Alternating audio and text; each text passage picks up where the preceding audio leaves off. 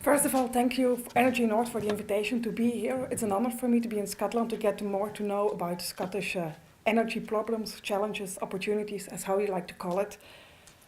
I'm also very happy that I'm after the presentation of the first session and also after Flexitricity, because in Belgium we are facing the same challenges, and since last year our TSO ELIA also is using the load shedding or the smaller customers lowering their load profiles to keep the system in balance.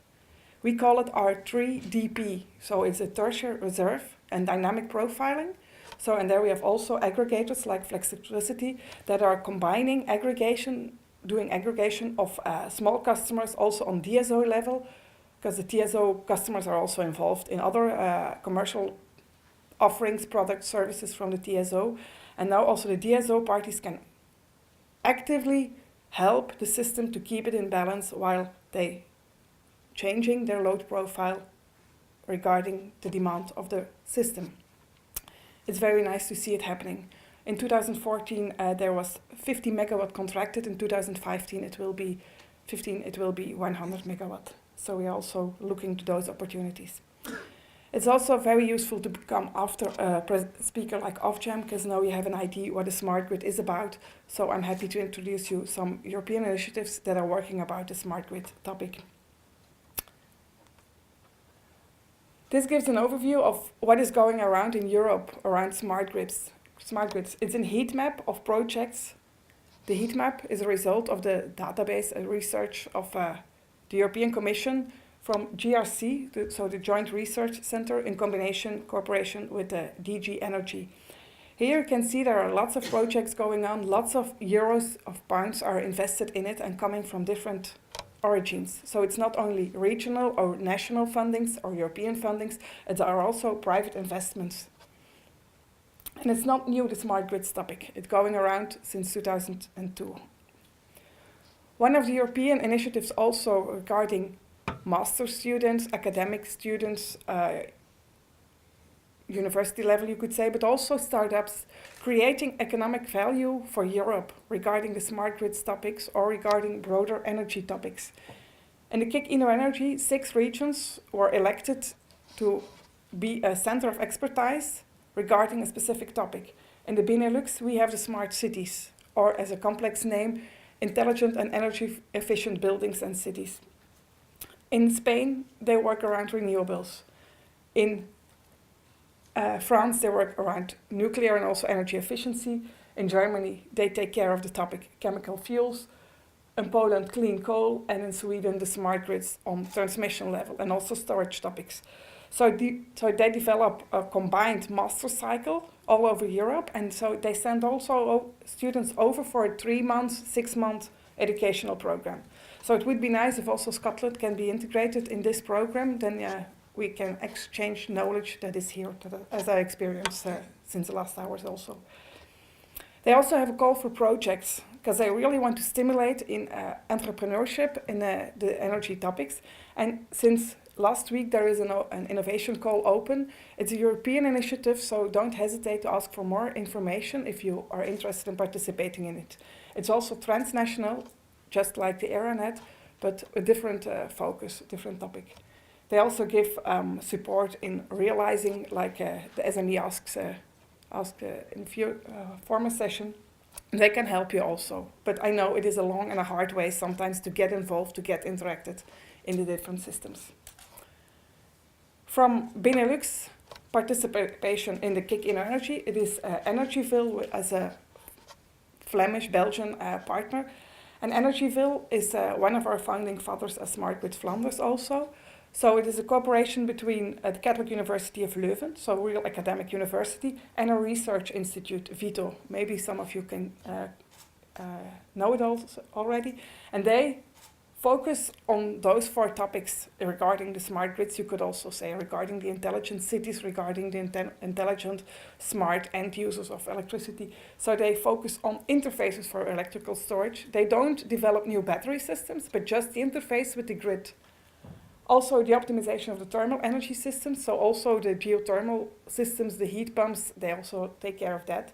Physical integration of renewable energy sources, so really partner in the GREAT projects. Also, Energyville is also a partner here. And then, as discussed also with the former presentations, the interoperability for future electricity markets. There has to be an economical reason to participate. It's not just because we like the grid that we develop technology and that we will use it. No, there has a market to use it. Another European initiative also started as an initiative from the European Commission. This is kind of community that is building the bridge between the European Commission and the industrial players. They give policy advice also to the European Commission, and they exist already since more than 5 years, since they have their fifth anniversary or fifth General Assembly this year. And they have discussions, working groups with different players in the field, so the TSOs, the DSOs, the metering manufacturers, the equipment manufacturers, prosumers also, because they have to use the system. ETP Smart Grids, the European Technology Platform, they also give feedback to the roadmap of the EEGI. And EEGI stands for European Industrial Initiative, but then the grid interaction. So European Electricity Grid Initiative, it is the acronym. And they developed a roadmap on 9-year term, so 2010-2018. And it was started and initialized by ENSO-E and ETSO for smart grids. So the collaboration between the TSOs in Europe and the DSOs.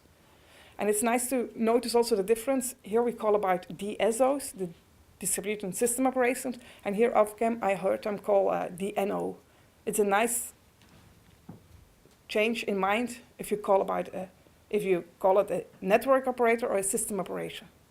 It's a different interpretation. And I think you are also making the transition towards a real system operator instead of a classical network operator, if I see what your all activities are. So EEGI, very important in Europe, but it doesn't stop there. There is also the ENET, and I'm very happy that it is also mentioned by the previous speakers, because it's very important that there are transnational corporations in this ENET. It's the basic idea of this call or this European initiative. So here you can see the yellow regions that they are all participating in this call. So they're the local funding agencies or authorities. They spend some money to stimulate the transnational cooperation. And it's very important that now we take advantage of the time being, because the project call is launched end of January, to change ideas and to get a project written down also. They also give some guidance for the project, so it's really focusing also on demonstration projects. It's also possible to develop and to improve existing technology, but also compare demonstration projects over the regions. Let's take advantage of the cooperation to exchange knowledge and to get further with and not finding out the hot water again. And it's very important, there is a deadline, and that's the 8th of April, where you can apply, we call it a pre-proposal, so a project outline, just to give an idea. Then you go in interaction with the smart grid community or with your local agency to discuss if it's fundable or not. It doesn't stop at the borders of Europe. We also, as Smart Grids Flanders, are participating very actively in the Global Smart Grid Federation. There's a worldwide organization that's an interaction, you could say, with local authorities, with local platform, local communities working around smart grids. It's not only Europe, but Europe is quite well represented, but also Asia and also America. Not only the north of America, but also the south, because Mexico also joined last half year. So it's very nice to interact with them. And also they really go into depth into in some topics. And now, last year they had 3 white papers written down as a real international cooperation. And this year they're working on electrical energy storage, system flexibility, and cybersecurity. And each of those groups has discussions and made also a white paper out of the results. And it's also, there is a chairman from one of the regions. So for the first one it is Japan, the second one is France, and the third one is India. And all those countries have different challenges, but they also try to learn from each other and work together. If you want to have some more information, just go to the GSGF website also. And as Smart Grid Flanders, we are participating in those kind of initiatives. We follow them. We make the translation to our members of what's happening in Europe, in the world, that's useful for our local industrial players, but also for our local government and also for our research institutes. They are not in the position that they can follow all those initiatives by themselves, but it's very useful to make a kind of a filter to them, what's happening around. So in that way, we really are building the bridge between all those parties. And it's also important to notice that the industrial players that we are representing, you could say, that we are helping, it's not only technology providers for the smart grid, but also the end consumers. So the big chemical industries, for example, they're also asking us from how can we participate in the smart grid of the future? Is it useful to talk to an aggregator? Is it useful to do investment in that of that way? So it's very nice to give them in a neutral way some overviews of what's happening around. And because we are a Smart Grid Flanders, and because Smart Grid Flanders is an industrial platform, we very closely cooperate with the industry. So all the activities that we are organizing by ourselves is in cooperation with industrial players. So we selected 4 of them for 2 years, and this year we will change it over to General Electric, Bosch, now I have to think, and who's the last one? Yeah, another industrial local industrial player also, that we keep on doing activities that are very relevant for the industrial players.